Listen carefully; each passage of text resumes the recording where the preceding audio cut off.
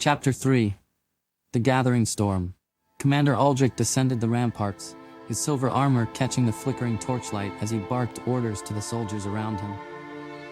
The undead threat loomed closer, but his focus remained unwavering.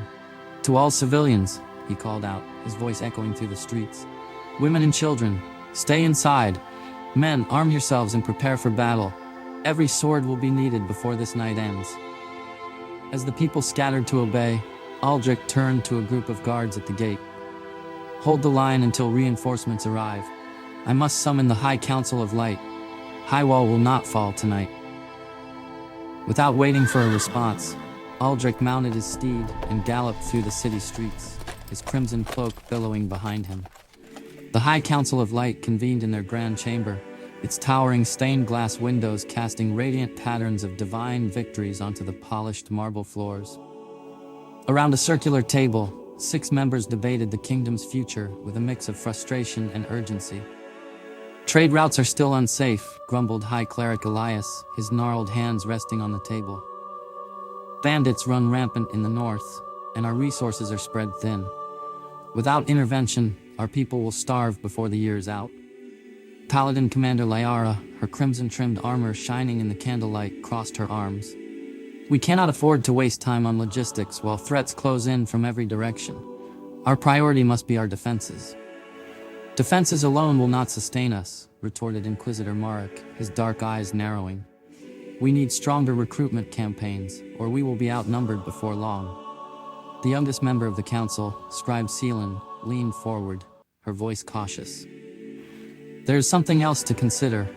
The eastern villages have reported strange sightings, a shadow that moves like a storm, growing stronger with each passing week." Elias broke it with a scoff. "Rumors.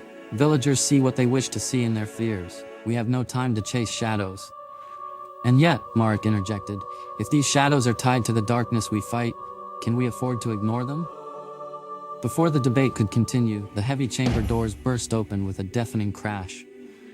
The council members turned as Commander Aldric stormed in, his armor streaked with dirt and blood, his face pale but determined. "The Horde is here," Aldric said, his voice ringing through the room. "Highwall is under siege." Elias rose slowly from his chair, his expression grim. "So the rumors are true." Lyara unsheathed her blade, the sound sharp and final. "Enough talk. If Highwall falls, we lose our foothold in the west. Gather your forces and let us march." Marek stood as well, his piercing gaze on Aldric. "Tell us everything you know. How long do we have?" Aldric took a steadying breath. "Not long. The ramparts hold for now, but the Horde grows by the hour. I rode here for reinforcements. Without your aid, Highwall will fall." Elias nodded solemnly. "Then it is decided. Summon the Crusaders. Tonight, we march." The High Council descended from their chamber in unison, their crimson and white robes trailing behind them like a tide of resolve. Commander Aldric led the way, his gauntleted hand gripping the hilt of his blade. Along the way, he called out to nearby clerics and priests. "Summon the healers! There are wounded at the ramparts who need the light's touch." The priests nodded, their holy staves glowing faintly as they gathered their tools and joined the march. The halls of the High Court rang with urgency, yet a strange calmness settled over the group as they moved with purpose. When the council reached the ramparts, they found no clashing swords or howling undead. Instead, the holy Retribution Ball rested at the bridge's mouth, its glowing runes still pulsating with divine energy. On the far side of the bridge, the Horde seethed and writhed like a storm held at bay, their decayed limbs clawing uselessly at the air. Aldric approached the edge of the parapet, his sharp eyes scanning the battlefield. "The holy energy holds them back," he murmured. "For now." A soldier rushed up to the group, his armor battered and streaked with blood. He saluted quickly before speaking. "Commander, the undead surged after the ball was deployed. It crushed dozens and forced the rest back. They've held their position since, but the barrier won't last forever." "Casualties?" Aldric asked, his voice even. "Minimal, thanks to the ball, sir," the soldier replied. "But the men are exhausted. They've held the line all night." Aldric nodded. "You and your comrades fought well. Rest while you can. Reinforcements are here." As the soldier stepped aside, priests began moving through the ranks, their hands glowing with warm, golden light. They knelt by the wounded, murmuring prayers as the divine energy closed wounds and eased pain. The injured soldiers watched with awe and gratitude as the light restored their strength. High Cleric Elias joined Aldric at the parapet, his gaze fixed on the Horde across the bridge.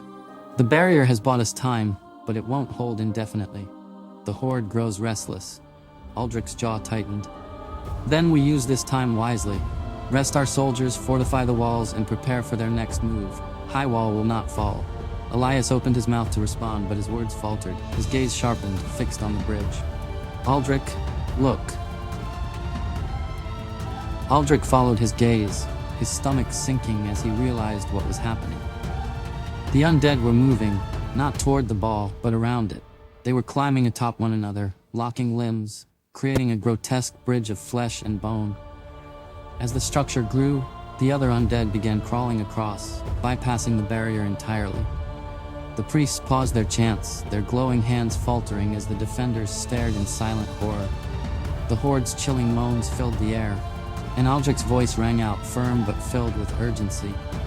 Sound the alarm, the battle is far from over.